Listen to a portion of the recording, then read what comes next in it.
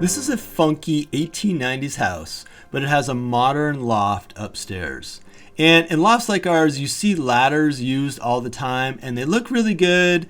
And the first time you climb them, it's really kind of fun. But over the years, it's just gotten a little bit old using that ladder. So we decided to go with a new turn staircase built in the space where the ladder once was. After spending way too much time on several online stair calculators, trying to figure out the math for the staircase, I ended up just using paper and pencil and a simple calculator to crunch the numbers and draft a few different configurations and plans for these new stairs in this very small space. Our stairs needed to go up 100 inches. And International Building Code says that stairs need to be a maximum of 7 inches high and 11 inches deep. But measuring the existing stairs in our house, I found that they were actually 8 inches high and 10 inches deep. So people now step lower and deeper than they did back in the 19th century.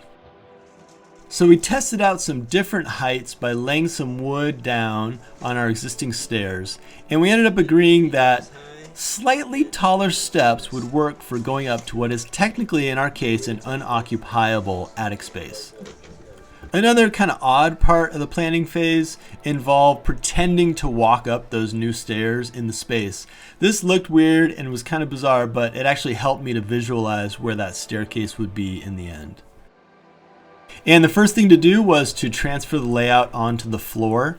Now this staircase would use a stacked box method for part of it, the first part that you'll see, and then a simple set of stringers in the end that would allow the last few steps to make the final connection. I had to decommission part of a wall to open up the entry point to the stairs, and there was a light switch in the wall which would have to be moved, and then some drywall cut away and so on.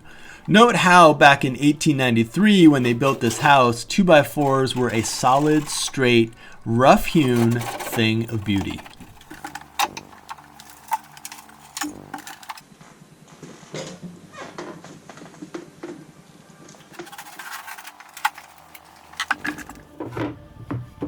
This box method that I'm using on the bottom of the staircase is all about making a sequence of stair boxes, one for each step, which are then stacked one on top of the other and attached to each other and affixed to the wall.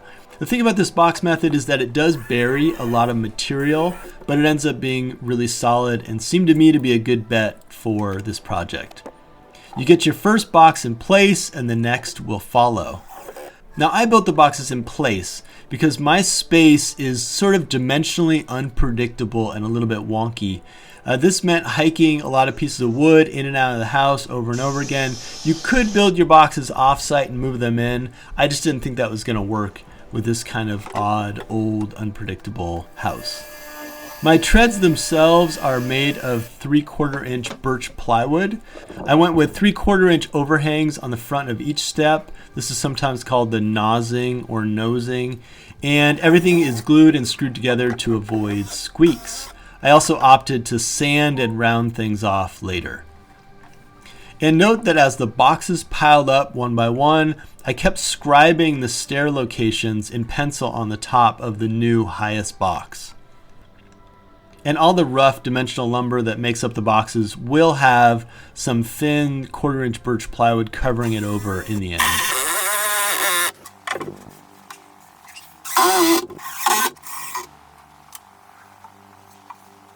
Okay, so with the boxes stacked up, it was time to do 3 things. Clear out some of the ceiling space above the stairs to maximize headroom going up and down. Pull out the old ladder and then bridge that gap up to the top with a set of stringers. I gotta say that it was kind of sad and a little bit difficult to see the ladder go. I've always really loved the look of it.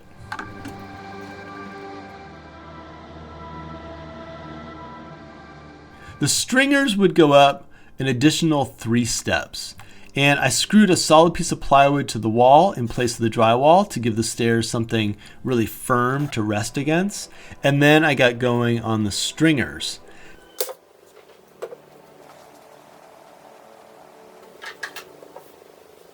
This method worked to give me a rough sense of the angles to cut my stringers at, but I needed to add some of that 1/4-inch sheathing to the front of the stacked boxes, as the thickness of the sheathing would ultimately be subtracted from the stringers, and I wanted to get that dialed in just right. And it was only by holding the stringers up in place that I was able to get really exact cut lines on them.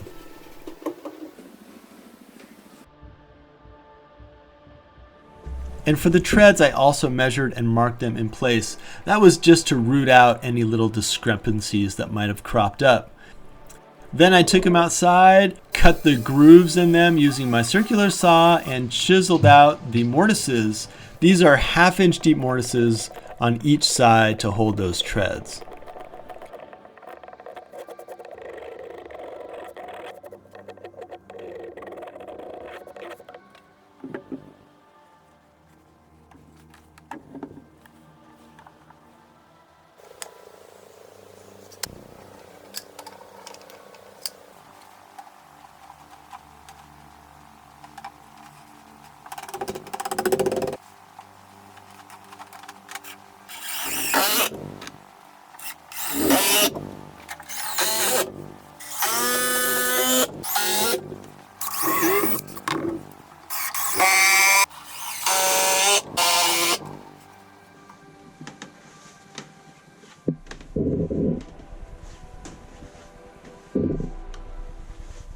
All right, time to open up the ceiling a bit more, reframe the opening, reroute some wiring, and add better lighting on the stairs.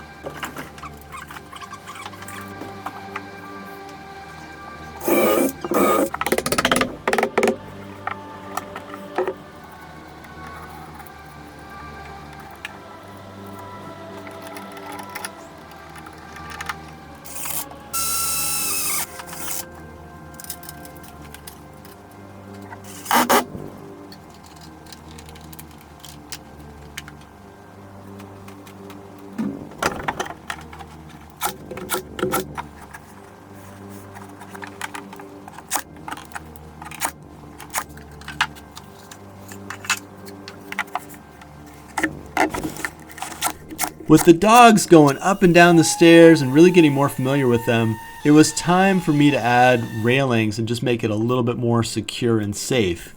To match everything with the already existing tensioned wire railing up above, I went with the same look and design down below. I spaced the wires at a standard 4 inches, even if they're a bit wider up above, and then used standard hardware. These are saddle wire clamps that are used to hold the wire in place at each end, and then there's a turnbuckle in each section of wire to tension it up.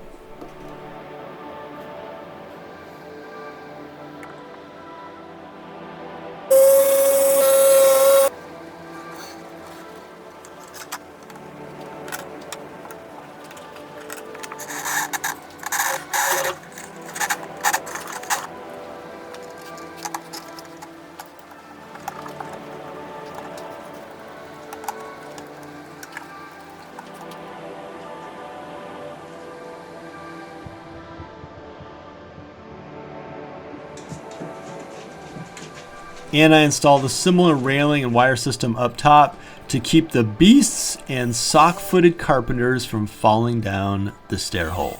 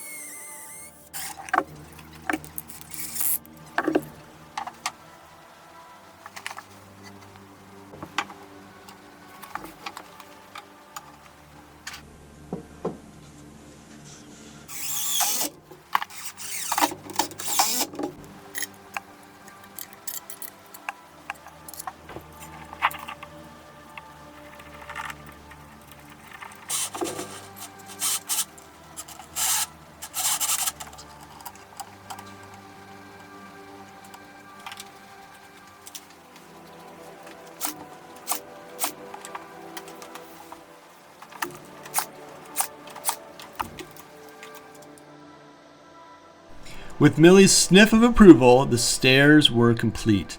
Thanks for checking out the build. If you don't subscribe to the channel already, you can do so right now via this big old button made out of my face. I'm also on Instagram, Facebook, Patreon, and just about everywhere else online as Meta Spencer. And leave me a comment down below and I'll be sure to respond. I will see you in the next build video.